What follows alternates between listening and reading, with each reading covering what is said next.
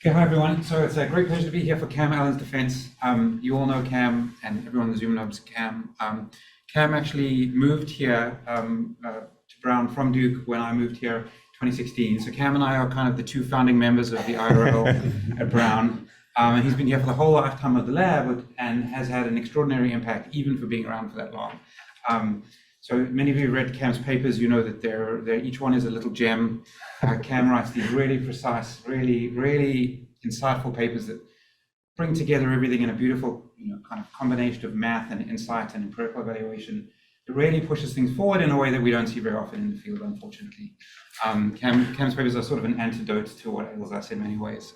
He's also been, especially in the last year and a half with the GRL project, really shown a lot of personal and intellectual leadership, which has just made a huge difference to everyone's quality of life, which is a great sign, a great indicator of the kind of person Cam is. So we're going to miss him very much. We'll have to have a sort of new senior lab member because we have a whole bunch of them leaving. So middling to junior lab members, you all have to grow up to become Cam-like, preferably soon. So anyway, it's a great pleasure to be here, and we're going to miss you. And congrats on everything. Thanks, George. I guess we should technically I should save that till the end, just sure. in case. Okay, something goes horribly wrong. Sure, fair enough. Okay, there's an incantation that I have to read, and I have to get it exactly right. So this is the final examination of Cameron S. Allen for the degree of Doctor of Philosophy in Computer Science. The candidate has satisfied the course requirements of the degree of Doctor of Philosophy in Computer Science. The candidate now appears for the final examination on a thesis entitled Structured Abstractions for General Purpose Decision Making. Thanks.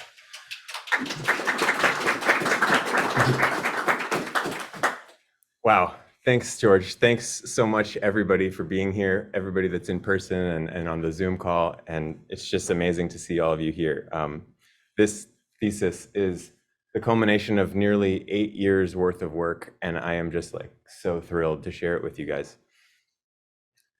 So I'd like to begin by asking everybody to do something that we in the field of AI do on almost a daily basis, which is to consider a robot.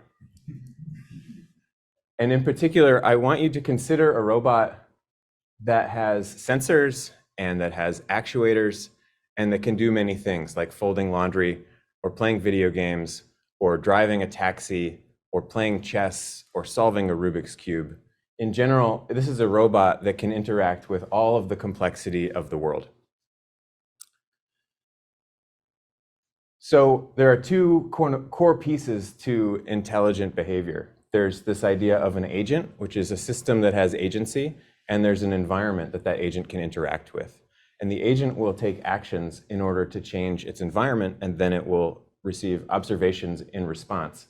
And sometimes it will get a reward. And that will tell the agent if it's doing a good job or if it's doing a bad job. And this is kind of like the way that you might train a dog, or if you're trying to get your kids to do something that you want them to do, rewards and punishments. So this feedback loop forms the core of what we call reinforcement learning. And that is about half of what I have worked on during my PhD. And the other half is called planning, which is when the agent has an internal world model that it can use for thinking about what actions it's going to do next, and it can use this world model to decide on better actions. So those two pieces together constitute what I'm calling general purpose decision making. And the key here is that the environment is a stand-in for all of these different tasks that we might need the robot to do. And we might change our minds halfway through a task and say we want it to do something else, right? So this is we need a robot that is general purpose, that can interact with the world in these complicated ways and solve all of these problems for us. And so what that means is this is a very general purpose robot. It needs general purpose sensors. It's going to be looking at the world, and for each of these tasks, it's going to see something different.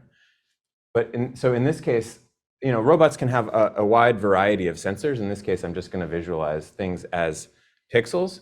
But you can imagine like a camera feed, and then maybe there's also a GPS sensor, and maybe there's also like a depth camera, or there could be touch sensors or audio sensors or all kinds of things. So in general, it has these general purpose sensors, and it's going to interact with all of these tasks through the same set of sensors. So if it sees the laundry task and needs to fold the pile of laundry, it's going to see pixels. And if it sees the video games, it's going to see pixels in those video games. And if it's driving a taxi, it's going to see pixels that represent the road, and it needs to pull out where are the cars and where are the lanes and where's it going. If it sees chess, it might see pixels. And then if it sees a Rubik's Cube, it'll see pixels, right? So this is a general purpose robot with general purpose hardware. So all of the complexity of the world in this pixelated, noisy form is what it has to contend with in order to get anything done. And so there's a lot of detail there. So let me introduce you to the detail meter.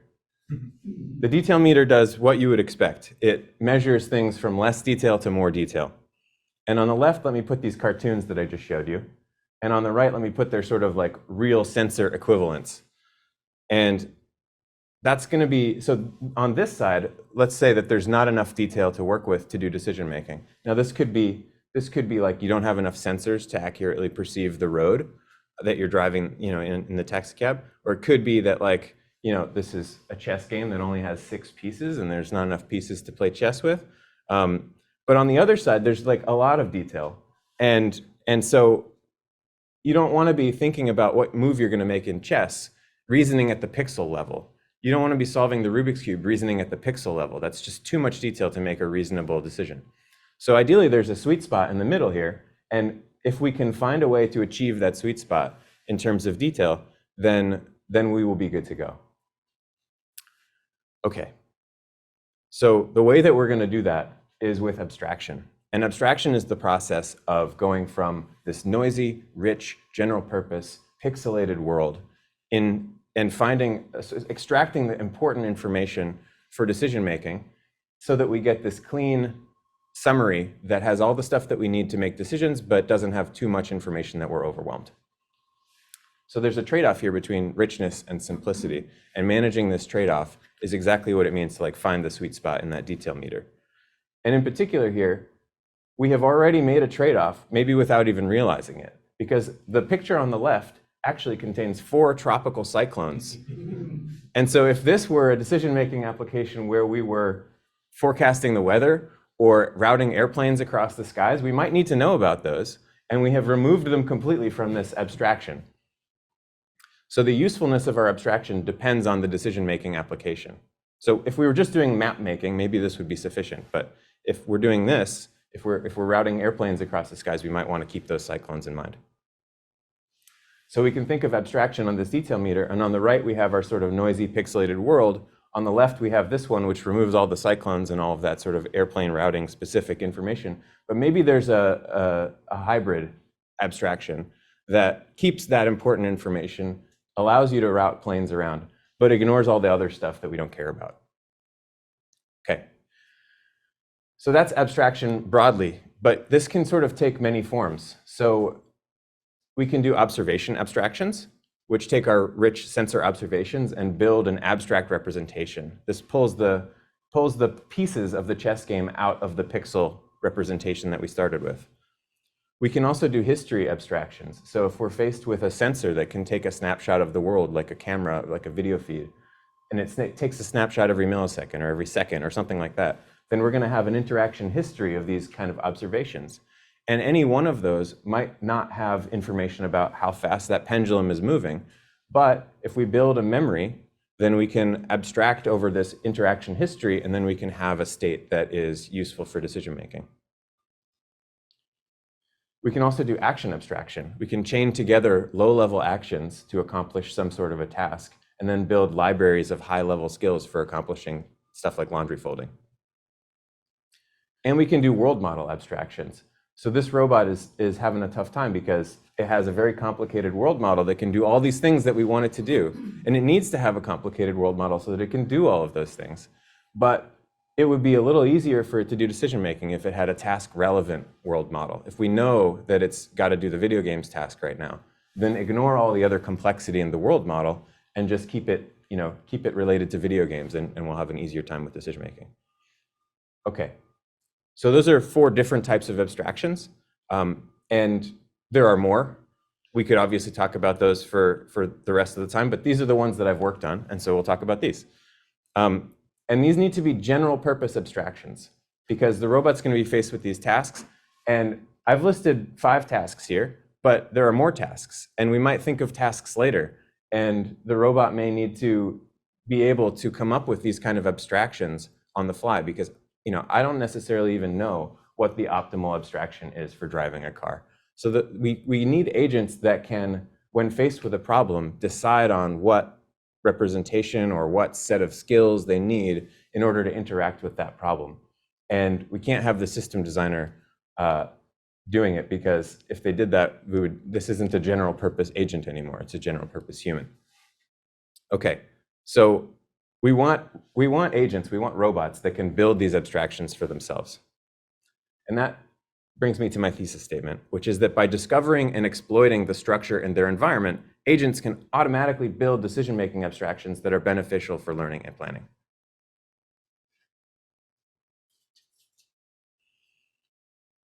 I'm going to give evidence for this thesis statement in 4 different ways. We're going to look at observation abstractions, history abstractions, action abstractions, and world model abstractions, all the types that I just described.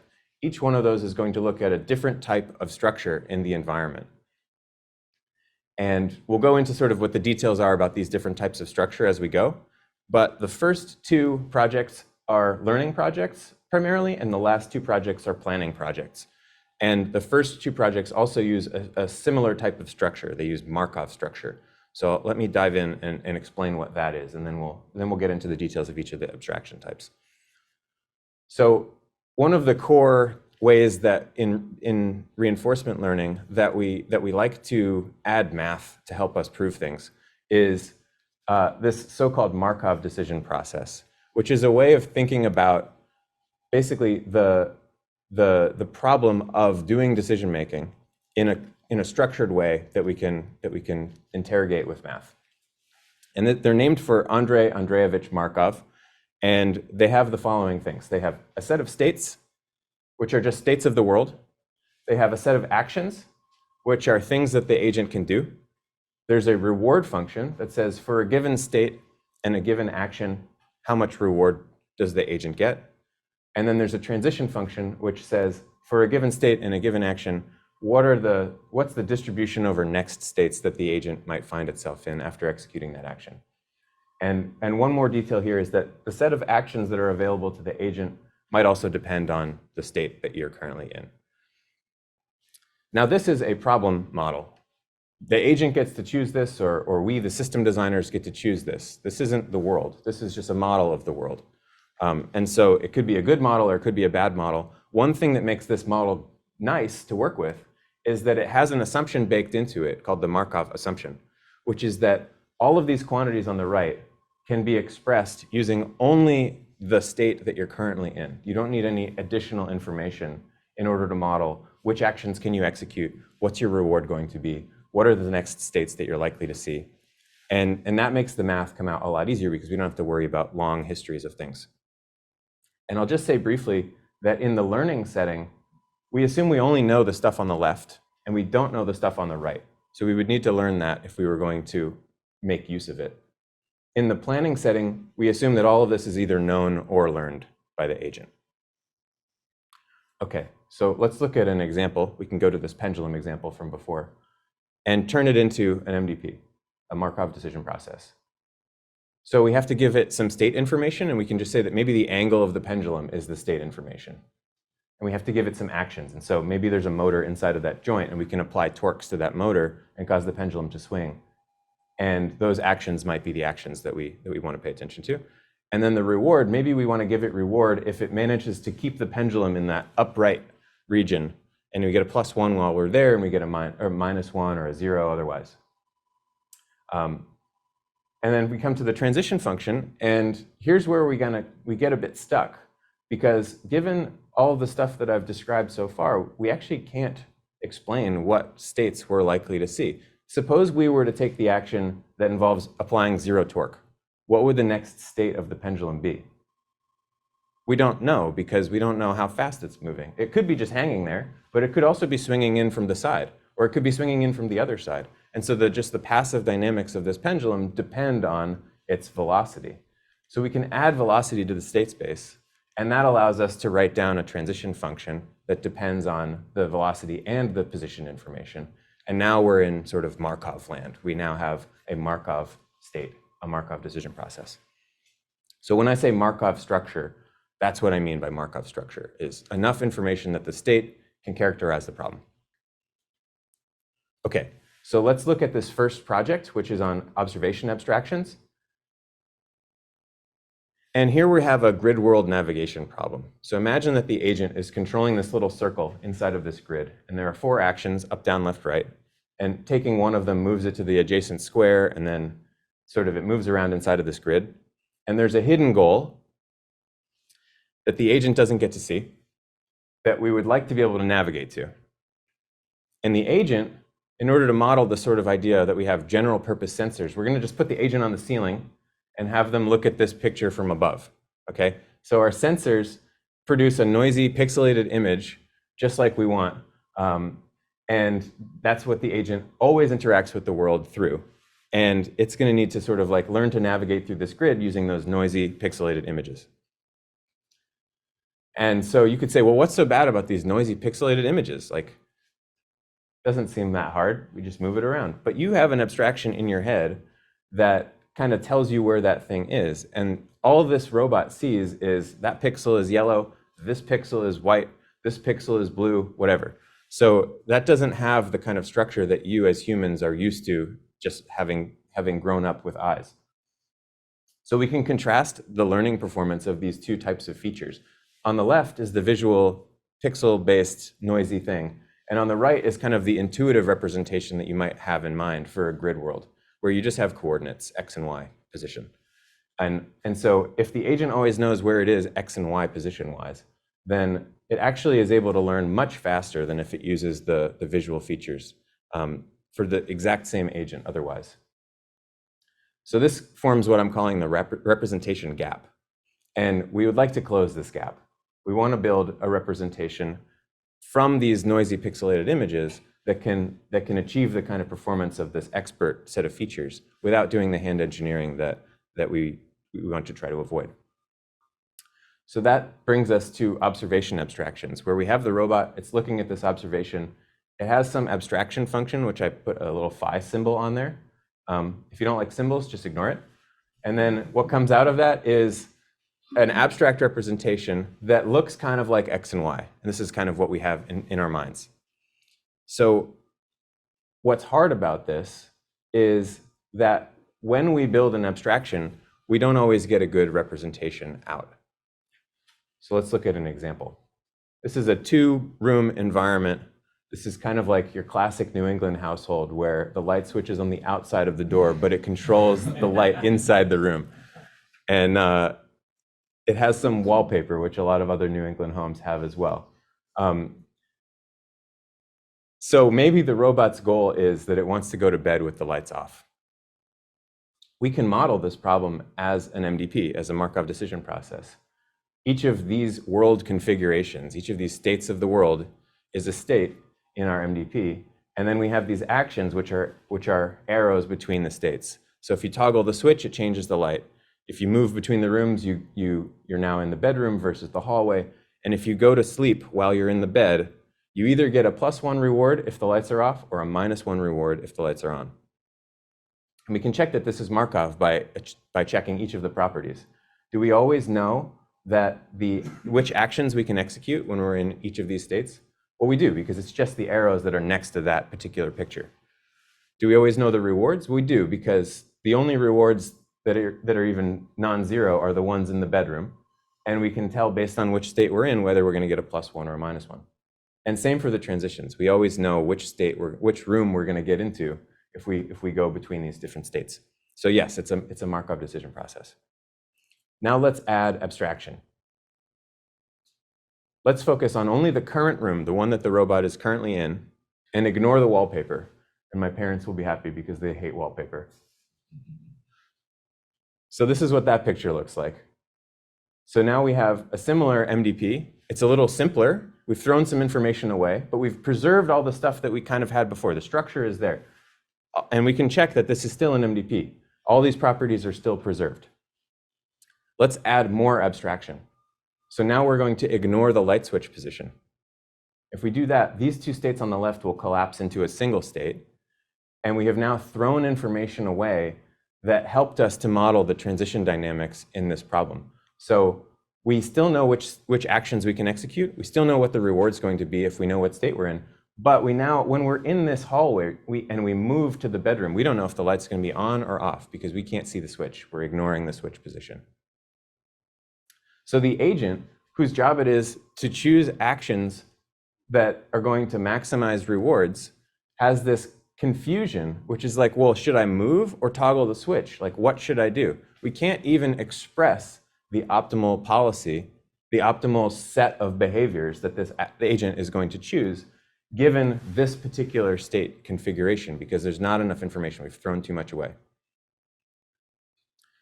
So the key question is, how do we do this? How do we go from noisy, rich, pixelated images to some sort of an abstract representation that is Markov? How do we preserve this Markov property so that we can make decisions effectively? And one thing that I'll note is that this input image is also Markov. We have all the information here that we need. And that's kind of an assumption. We'll relax that assumption in the next section. But for now, we'll just say, let's assume all the information is in the image, and we just have to abstract some of the details away. So how can we do that? How can we build an abstraction that preserves the Markov property? Well, people have tried this. They've tried a number of different ways to do this. One of the ones that comes up very frequently is the idea of reconstructing the pixels in your image. So we send it through an abstraction. We build this abstract representation, and then we send that back through an inverse abstraction and try and reconstruct the pixels that we started with. And this might feel like kind of a waste of time because we already had them to begin with. There's a lot of complexity involved in modeling this piece. It's stochastic, it's random, it's producing observations with random noise in them. It's hard to train. And in general, this whole pipeline is misaligned with the idea of abstraction in general, where we want to throw away as much information as possible while still preserving what we need for decision making. If we're reconstructing the input, we can't have thrown anything away. So this is a little bit unsatisfying. People have tried to improve this a little bit by doing pixel prediction of the next state that we're going to see. So here we're adding in an action, and we're saying, if I see that image and I take that action, let's try and predict the next image. But think about playing chess. You don't predict the next position at the level of individual pixels, because that would be too difficult. You predict it at some sort of abstract state. And the reason that you do that is that this is quite difficult. It's difficult for all the reasons that this was hard, and it's difficult because this is also hard. So maybe if we just do abstract state prediction, maybe we can get away with that. So now we'll take an image and another image. These are sequential images. We'll encode both of them to some abstract state space. And then we're going to take our action along with our current abstract state and try and predict the next abstract state. And this might feel like it will work, but the problem is it's really easy to minimize the prediction error of this transition function if your abstraction, which you're training at the same time, if the abstraction just throws all the information away. So this leads to something called representation collapse. And so those abstract states will tend towards something like a zero vector, or like basically something with no information in it, because that's what's going to minimize this error. And that's not satisfying either. We can try and prop that up by also predicting reward information. So in addition to predicting this next abstract state, we're also going to say, what was the reward? And if there's information content in this reward, then if we're able to predict it, then we can't have thrown all the information away. So that will help prop up our representations. The problem is that this fails if the rewards are really sparse due to sort of just the dynamics of training a model like this. If you almost never see a reward, it's much easier to predict that the reward is always zero than it is to predict what the reward actually is. It also fails for multitask settings where we want to have one task with some reward function followed by another task with a different reward function. And that second task could even be the reverse of the first task. Maybe we want to go over there, and then we want to go over there. Like proximity to that wall is how we'll reward the agent, and then then we'll give it a negative reward signal for the same task later. So this is going to fail for sparse rewards and for multitask settings. So how can we preserve the Markov property without pixel reconstruction, pixel prediction, modeling transition dynamics, or using reward information at all? Two things. First is called inverse models. Now, I've already described what a forward model looks like. That says we take a state and we have an action, or we take an action in a state, and then we try and predict what next state will end up in. This is a prediction task. This is just like the transition function that we talked about before, except this is something that we may have learned already. An inverse model is flipping that around. So it's saying that we have a state transition. We know that we were in this state, and then we went to that state. And then we want to provide an explanation for that state transition. Why did this happen? And the explanation takes the form of, well, what were the actions that could have brought that state transition about? What could we have done to make this state transition happen? So that's the first piece, inverse models. The second piece is called density ratios, and there's a particular type of density ratio that we're going to need. And don't be alarmed if density ratios sound scary to you. It's really just two more of these kind of things. So first we have a conditional distribution, which says, I'm in this state, let me predict the next state, independent of what action I might have chosen. And then there's a marginal distribution, which says, I don't know what state I'm in, let me still try and predict the next state I'm going to see. And then a density ratio just takes two of these probability distributions and divides one by the other. That's all the ratio is. And this can be thought of as a type of sequentiality test. If it's more likely that these two, that we have two, so if we have two states and it's more likely that those two states are sequential, then the probability on top will be bigger than the probability on the bottom. And if we have two states that are not sequential, it'll be the opposite. So we can use this as a type of sequentiality test. So this is saying, let me look at state transitions and decide if they're real or fake. Are these really sequential state transitions, or are they just two random states picked out of a hat? And these two things, this inverse model and density ratio, we have a theorem that says, everyone still see the slides? Great, Sam, thanks. That says that these two things are sufficient for a Markov abstraction. And I won't take you through the details because, frankly, they're a bit boring. But they're in the dissertation if anyone cares to look at them. Okay, so this gives us a way to train an abstraction. We start with two sequential images. We encode both of them with the same abstraction function. We get two abstract states. And then we're going to try to train an inverse model to predict which action explains that state transition, while we simultaneously are going to do a sequentiality test on those two images to see if they were in fact sequential. And in order to do the second piece, we're going to have to introduce some negative examples too. So we have to give it some fake states that weren't part of the state transition list. And it's going to tell us whether that was really S or if it was this S tilde, this imposter S. So we do both of those two things together. And then we condition our behavior, this is a policy pi, so that it's producing action decisions based on this abstract state. And if we do all of this, it leads to a Markov abstract representation in the middle there. So we tried training it in the grid world. So we had an agent just take actions randomly in this grid world, and it produced a set of experiences that looked kind of like this. And then we hooked that up to this architecture, trying to predict this inverse model and try and predict this sequentiality test. So we have explanations and sequentiality checks. And now let me try and visualize what this abstract state looked like. What we want it to look like is this, right? We want it to look like X and Y coordinates. And what it looks like is a two-dimensional representation where each one of these points can be thought of as like an X and a Y, but it doesn't really look like a grid. And so you might feel like that's unsatisfying.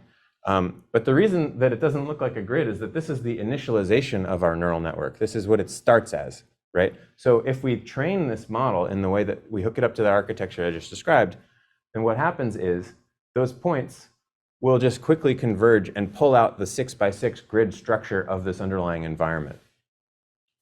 So this is saying we've discovered and extracted and sort of encoded the structure of the underlying environment into our abstract representation, and we've recovered something like X and Y coordinates.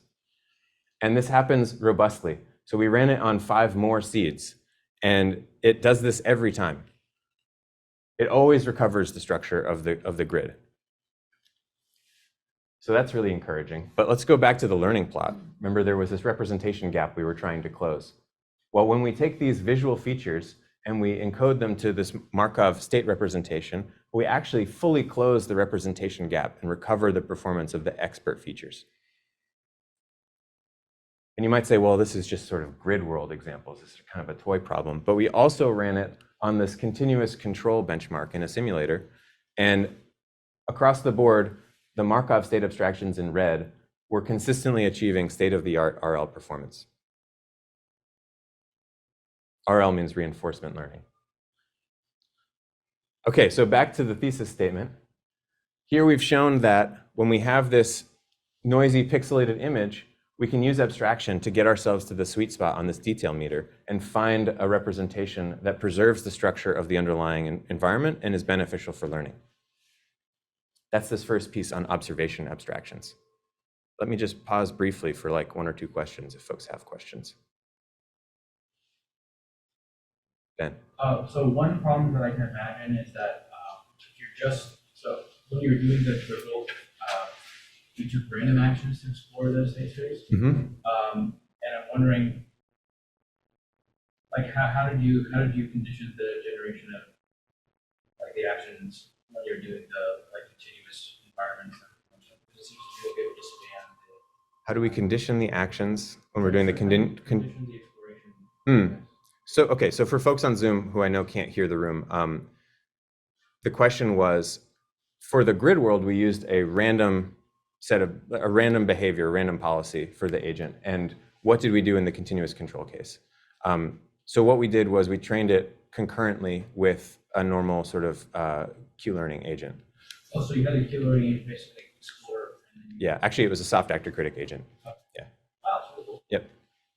So it works online or offline. You can either build the representation in advance, or you can build it as you're trying to learn to make decisions. Yep.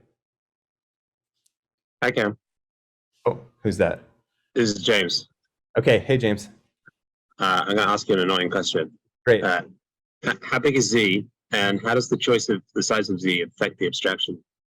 Right, so you're asking how big is this abstract state space? So So you're showing me PCA projections of the latent space here, no, or are you showing me the actual latent space? Yeah, we're showing the actual. It was 2 dimensions for these plots because we wanted it to make it visualizable.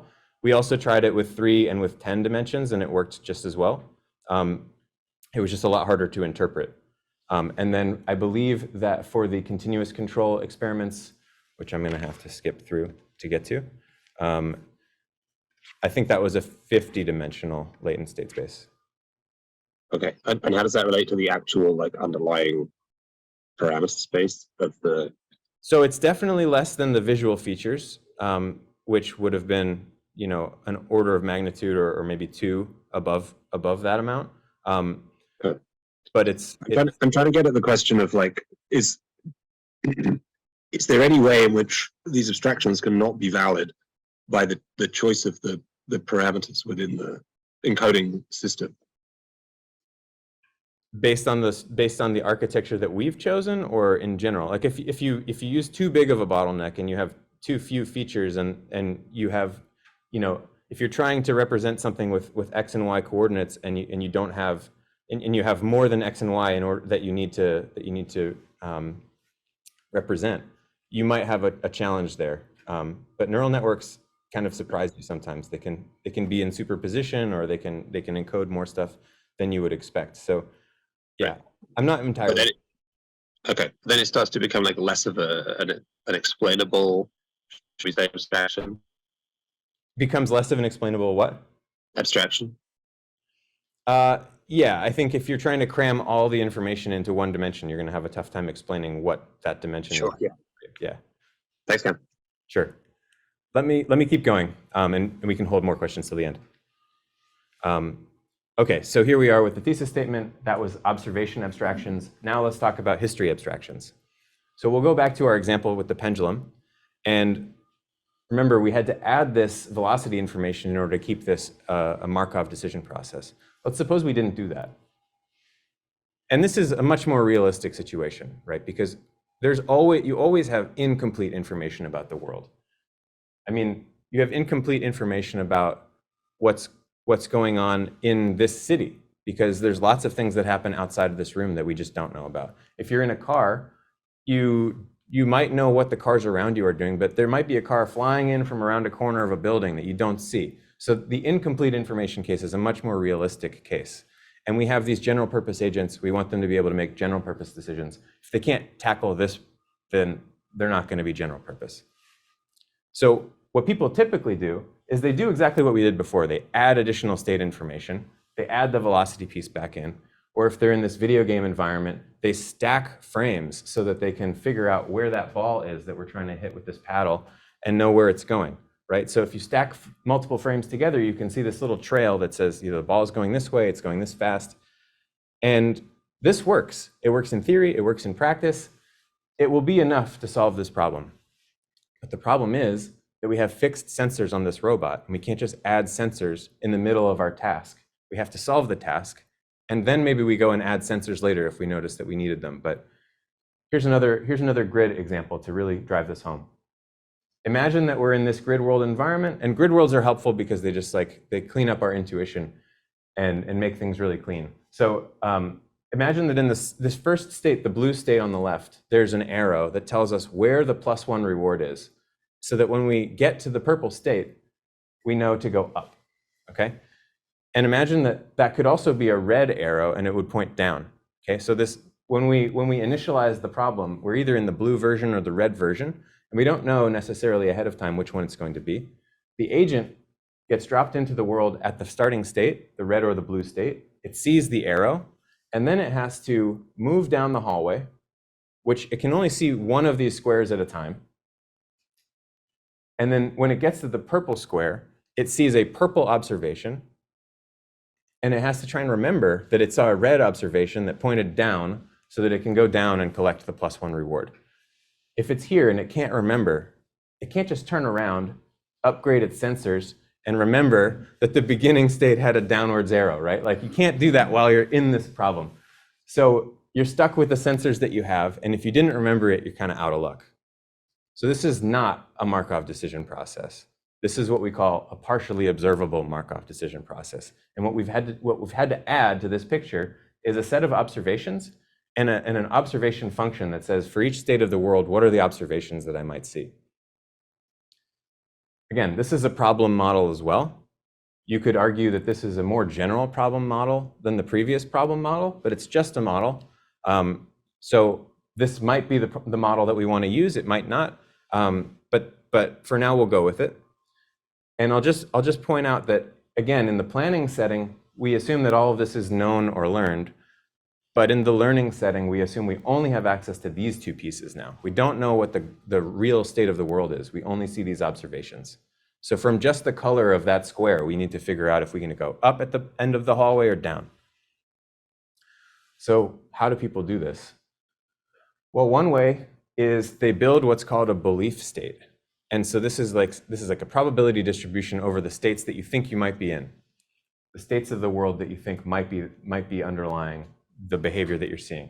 Then when you observe a state or an observation, you see this red downwards arrow thing, you might update your belief state in order to reflect that now you think it's more likely that you're in this particular state.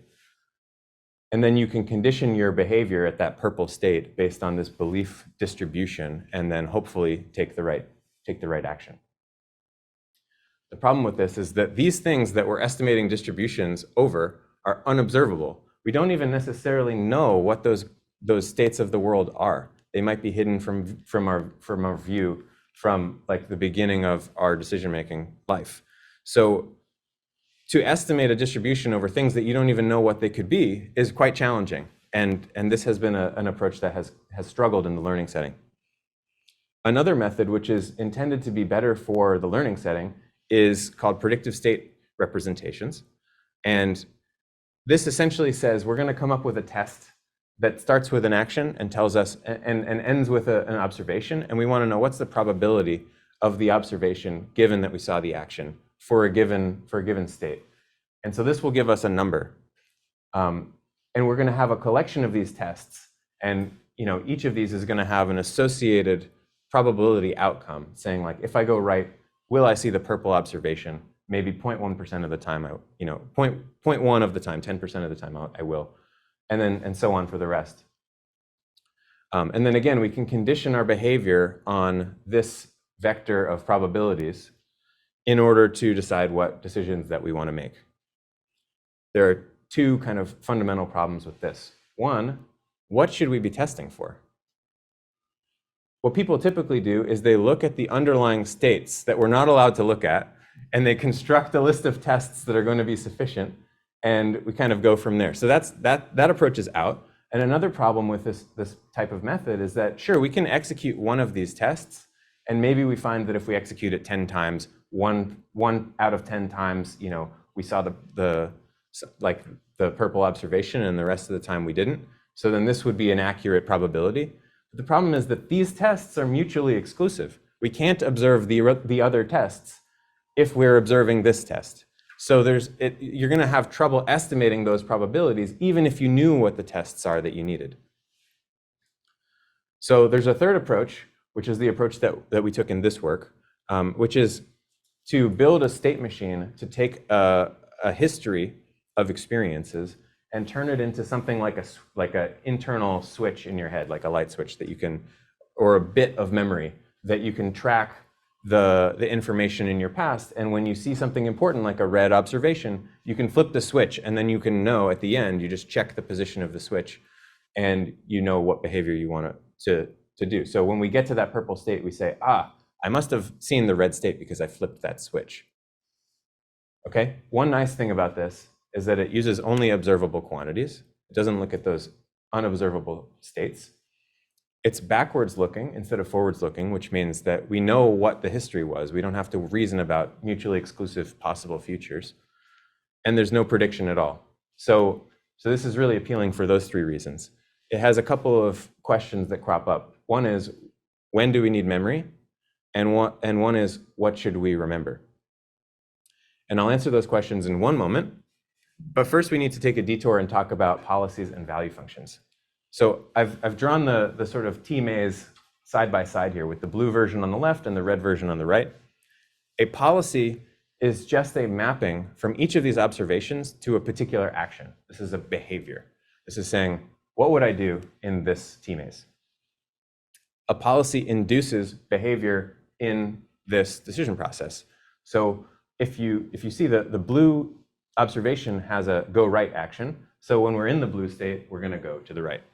And this behavior is the same for the other T-maze as well. And then a value function says, okay, for the blue observation, let's add up all the rewards that I think I'm going to see. And we get these numbers. So if we're in the blue state, we know we're in the blue maze. So we can add up all the rewards, and we know we're going to get our +1. If we're in the red observation, we're going to add up all the rewards, we're going to get our -1. And then for the gray and the purple states, which appear in both versions of the maze, we have to average them together, and we get a 0 because it washes out. This is one way that we can compute value functions, is just adding up all the rewards that we're going to see. Another way is we can do what's called bootstrapping, where we take the reward at the immediate time step, and then we take the value of the state that we're landing in. And then we just add those two things together. But of course, we would need to know what the gray observation has for value first. So we actually have to go through, get to the end, and then we figure out what the value of the purple state is, which is 0, because we have to average both of these two versions together. And then we back up, and now we can use the value of the purple state, which is 0, and add to the immediate reward, which is also 0. So we get another 0. And when we get all the way back to the beginning, we find that we're bootstrapping off of the gray state, which is 0, and we get 0 for both. So that means that there is two different ways of computing these value functions, and actually that there is a discrepancy between the values that they produce. This discrepancy doesn't exist in the case of a Markov decision process, but when you have this partial observability, this can happen. And so essentially, to answer these questions from before, when do we need memory? When there is a value discrepancy. And what should we remember? The information that minimizes that value discrepancy. Okay, so the idea here is we're going to build memory augmented value functions. So we're going to use this internal state and augment the observation that we saw. So we're going to feed that around, and we're going to say that the two of these two things together, the observation and our memory state, form an augmented observation. And then we're going to learn two value functions based on this augmented observation. One will be the Monte Carlo value function that I showed before, and one will be the temporal difference value function. So one is using the bootstrapping and one is not. And what we find is that when we build this memory augmented value function, for the right choice of memory function, we can actually remove the discrepancy between these two different value functions. So our goal will be to minimize that discrepancy here in order to learn the memory function at the same time. And so maybe we get a memory function that looks like this. I won't take you through the details, but it basically says if you see the red one, flip the switch. Otherwise, don't flip the switch. Unless you see the blue one, then flip it back. Okay, and so what that means is we can learn this memory function, and when we get to the purple state, we're remembering that we saw the red observation, and that allows us to make the right decision. So here are some learning result plots. There's a lot at once here, so I'm going to take you through this piece by piece. First, we'll focus on the temporal difference method. This is the bootstrapping method, where the baseline is in blue, and then our method, which adds that second value function, minimizes this value discrepancy, is in orange. So across the board, we're seeing an improvement when we add this extra value function and minimize that discrepancy. When we use the non-bootstrapping version, we find that the red line is when we add this value function and minimize that discrepancy. It actually doesn't seem to help as much. In fact, some cases it hurts a little bit. We think that the baseline, this blue Monte Carlo curve, is actually quite a lot better than we expected. And so we're still looking into why that might be. But notice that sort of when we add all the lines back on top of each other, there's always either a red one or an orange one, which both of those are our method, that is kind of at the top of this plot. So we're feeling good about this overall as an idea. So these are learning results, but we also looked at this in the planning context where we do have access to all these other things. And we still found that minimizing a value discrepancy helps with learning memory there. And as we add more memory bits, we add more light switches inside the agent's head, then we get better and better performance in these domains. So again, we saw some evidence for this idea that we can go from a complicated world where the detail is too much, we have these long histories we have to pay attention to, and we can simplify those problems and extract just the important stuff that we need using the structure of our environment and the structure of these value functions. And similarly, we have this interaction history with the pendulum. It's like we're pulling out this trajectory and knowing that we have the right Markov state. Okay, so that's piece number 2. And those are two, so the observations and the histories are both sort of the learning setting, although there were a bit of planning results at the very end there. Now we're going to transition to two planning domains, one where we're doing action abstractions, and then we'll get to world model abstractions. And these will go a little quicker. Okay, so planning is the process of being in some state of the world and trying to get to some other state of the world by taking actions. And we can visualize this as a search tree. So if we start with a scrambled Rubik's Cube, our goal is to have all the stickers on each side be the same color. And the actions here are going to move us between different states of the world. And this search tree is really big. It's actually exponential in the depth of the search tree. And for the Rubik's Cube, it's like 10 to the 18 or something like that states. It's really, really big. You don't want to have to look at this entire tree. So what people typically do is they build a heuristic, and this is going to estimate the number of steps to reach the goal. And if you have a heuristic like this, you can look at states that have low heuristic value first. And this will help you to run best first search so that you can make your way through this search tree, and it will simplify the problem of not having to look at the whole thing. Okay, here's another planning problem that we might be faced with, right? We're playing Minecraft, we have all of these actions available to us, and our task is we don't have a house, but we'd like to have a house, okay? So each of these actions has some precondition that tells us when we can execute it and some effect, what it does to our state. And so we can do this for each of the actions, and we can see like the different preconditions and the different effects. The fact that we have these preconditions and effects is what's called classical planning. And this is a particular problem model again, and sometimes we want to use this one and sometimes we want to use other ones. But that's kind of the idea with classical planning, is we have these action schemas, they're called, and they have preconditions and effects, and we know what those things are. So we have this task, and for this task, we want to come up with a plan that says, well, first we got to get the stick, then we got to get the stone, we got to make a stone axe, we got to chop some wood, and then we can make our hut, right? And that'll give us a house. So that's the goal, is an action sequence that will achieve the goal. So we go back to this heuristic search and we say everything looks great, because when we have those action schemas, these preconditions and effects, we can come up with a really good heuristic, because we can look at the effects, we can look at the preconditions, and we can really get a good estimate of the number of steps to the goal. How exactly we do that, I'm not going to go into the details in this talk, but this is a particular problem model that helps us on the heuristic search. In the case of black box planning, we don't have action schemas like that. We don't know the preconditions, we don't know the effects. We just have a black box world model. Maybe this is something that we've learned as the agent, and we can query this thing with an action and say, what action did we choose? Well, can that run? And if we run it, what would the next state be? So this is a black box world model. Again, another problem model. And in this case, if we do this, we start with some state, we query it with a particular query, and we say, okay, that's the next state. Then we build this search tree sort of piece by piece. And then, we think about this idea of a heuristic. And the problem with this in the black box setting is that black box heuristics are just terrible. They're really, really bad. Basically, the only thing that you can do is count state variables that don't match the goal. So what does that look like for the Rubik's Cube? Well, here are two different Rubik's Cube configurations. The one on the left, if we do a complicated maneuver, we can get to the solved state in 14 steps. The one on the right takes a single step. Now let's count state variables to see which ones don't match the goal. Well, on the left, there are 6 stickers out of place. So the heuristic would give us a 6. And on the right, there are 20 stickers out of place.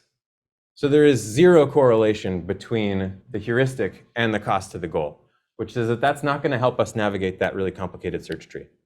Not at all.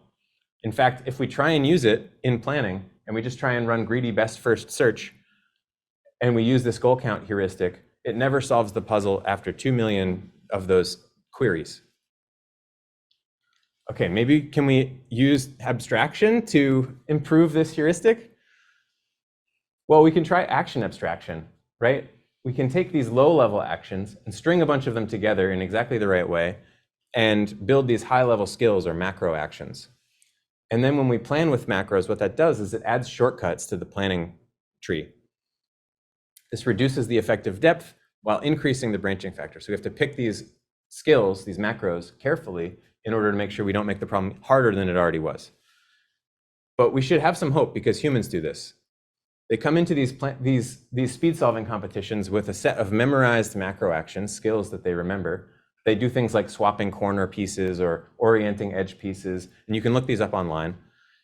And we find that those expert macro actions are really effective. They can solve all of the puzzles in this problem set in under 5% of that same search budget. If we just look at sort of random sequences of actions, like macro actions that have no sort of purpose to them, no structure, we find that they actually make things worse. So there's something about these expert macros that are doing something nice. Why do we think that they're so effective? Well, we can plot the number of stickers that those actions change versus the length of the sequence that people are remembering. And we find that the expert macros are much more focused than the random macros or the primitive actions. And we also find that as a result, they're better correlated with this type of cost where you're just counting state variables, because think in the sort of like in the limit where you're changing only one sticker at a time, and you can change it to exactly the right sticker position, then that's exactly the heuristic that we're looking at. So in this case where we haven't quite gotten to that, and you actually can't with the Rubik's Cube, that's part of why it's a fun and interesting puzzle, it is still better correlated with the cost, and so we can take its advice when we're looking at the search tree. So we want to discover macro actions that have this property. So we build a list of, we build our search tree and we evaluate some candidate skills, some candidate macro actions. And for each candidate macro, we're just going to measure its effect size. That's how many state variables does it modify? How many stickers? And so maybe each one of these actions, there's one of them that goes from S0 to S1, and that changes 14 state variables. And maybe there's one that goes from S0 to S2, and that changes 8 state variables. And we'll just say that the one that changes the fewest state variables is the most focused. We're just going to store the n best macros in a library, and then we're going to use those as additional actions in our action space when we're building this tree. And by using those extra actions, we're going to hope that planning is faster. So we learned some macros like this, and we actually found that they were quite similar in terms of the number of state variables that they modified. They look a lot like the expert skills. They even intuitively look like them. Like this is a 3-pair macro swap, or swap macro. So this is saying edge corner pairs that are next to each other along that same corner piece. Let's just swap the 3 of those pairs. But more importantly, they're beneficial for planning. So these learned macro actions help us to solve the cube quickly and reliably in under 1 million queries. And notice that we only used 1 million queries in order to learn the macros in the first place. So even if we have to start from scratch, this is still useful to do. We looked at a bunch of other problems, which I won't bore you with the details, but we found improvement with the macro actions across the board. So again, this is more evidence that we can take a complicated world and we can, by extracting some of the structure and building these structured skills that are focused in the right way, we can find the sweet spot in this detail meter, and it's beneficial for planning. Okay, that's the third type of abstraction. The last one I will just go through real quick, and this is the idea of making abstract world models. So again, we'll go back to the Minecraft domain. We'll say we have some skills available to us. We'll put them over on that side. Remember, now they have preconditions and effects. So now we're in classical planning land. This is the problem model that we're going to use. And we're going to give it some task. Maybe we start out hungry with no food. We would like to not be hungry. Some of us can probably relate right now. So one thing to notice is that we only need to consider these skills, right? These are the only ones that are relevant to that task. Getting sticks and stones and wood and axes and things are just not relevant to removing our hunger. And for other tasks like collecting sticks, maybe get stick is the only skill that we need to worry about. And for building a house, we've already gone through, like, these are the only ones we had in the plan, right? So maybe we can take our open scope world model, which has all these different skills available to us, and we can restrict our focus given the task that we see so that we can simplify the planning problem. In the search tree terms, what that amounts to is we get a task, we say we only need those actions now, and we get to remove a bunch of branches from the search tree. So the search tree is actually shrinking now. How do we do that? It's actually quite a simple algorithm. We mark actions as relevant if they modify goal variables, or if they modify preconditions of other relevant actions. So what does that look like? We have some task. The goal variable is this hungry variable. We find all the actions that modify that hungry variable, however they modify it. They can set it, they can unset it, they can do whatever. And we mark those actions as relevant. And then we keep going. We say, what are the preconditions of those actions? Let's keep looking for other skills that modify those. And so the gather skill gets added in. So now we have gather and hunt and eat. And these gather and hunt skills have the same variable in their preconditions. So let's find all the skills that affect hungry. Wait, we already did that. It's just these skills, right? So there's nothing else to consider. These are the only skills that are relevant. And so for this hungry task, those are the only skills we need to look at. That's step one. Step two is we can take a shortcut. If we see that two actions are identical with respect to the relevant variables, like gather and hunt, in this case where we have a task which is to just accumulate food, gather and hunt are going to do the same thing. They both get more food. They also modify this hungry variable, but hungry is not relevant to this task, not yet. Now it's in the precondition of these two things, but we can actually merge these actions together. So before we add hungry to the list, let's merge them together. We have a skill that changes the food, and it has a precondition, which is the union of the two preconditions that we saw before, either hungry or not hungry. In order to get food, you have to be hungry or not hungry. Well, that just means there is no precondition. So we don't actually have to worry about hungry. We don't have to do this backwards chaining process. We can stop. And these are the only two relevant skills. The third thing is we can even shortcut further. So if there are relevant variables that are already satisfied in the goal, then unless a relevant action can modify them, we can ignore those as well.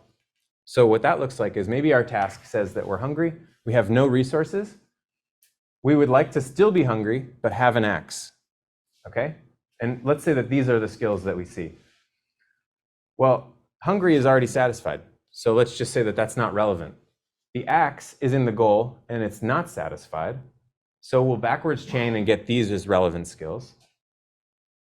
Those are relevant, but those don't have hungry in the precondition, so we don't have to add these other things. They're not relevant. Even though they modify the hungry variable and the hungry appears in the goal of our original task, hungry was already satisfied, so we can sort of skip this part. And so that's sort of another shortcut we can take. So these are the three pieces. We mark actions as relevant if they modify goal variables or preconditions of relevant actions. We merge them together if they have identical effects. And then we ignore variables that are already satisfying the goal. And we just repeat this process until there are no more relevant actions to add. Again, we have a theorem. It basically says that this preserves optimal plans. So that's good. We simplify the decision-making problem, but we're not behaving any worse than we would have if we'd looked at the complicated version. Not only that, it leads to 75 times faster planning in some cases, and it reduces the search space by a factor of up to 280. So this is like the size of that search graph is really getting reduced. So again, more evidence for this thesis statement, which says we start with an open scope world model, it's hard to reason with, and then we get a closed scope, a task relevant world model. We've exploited the structure of our task to find an easier decision-making problem. So that's the fourth type of structure. So together, that's four different types of structure, four different types of abstractions, and all of this represents structured abstractions for general purpose decision-making. Looking forward, you could imagine trying to build this kind of factored world model by extracting that kind of structure from the environment. We're currently looking at this. Turns out to be quite complicated, but if we can crack that, then we can kind of bridge these two pieces, this reinforcement learning piece and this planning piece. And we can bridge from these noisy pixelated images and complicated observation histories, and we can get to a world model that has the kind of state variables that we're counting in this goal count heuristic and bridge these two things, and then we have sort of a very general purpose agent. We can also look at abstraction as it relates to bounded agents. So these robots and these humans in this room all have finite time and finite resources, finite computational budgets. So can we use abstraction to make their lives easier? And actually, is it optimal to use abstraction in those cases? So all of those are kind of interesting and open questions. We can also look at abstraction alignment and interpretability and say, like, can we make better collaborative decisions with robots between themselves or with humans in the loop as well? If we're able to align our abstractions with each other, then maybe we'll be able to understand more about what's going on inside of these agents, or maybe inside of ourselves. Okay, so with that, I'd like to give thanks to my committee, George, Michael, and Ron. Thanks to my witness, James, my research mentors, the other collaborators on the presented work, and all the support that I've had from the administrative staff, the technical staff, faculty, friends, family, colleagues. And most importantly, thank you for listening.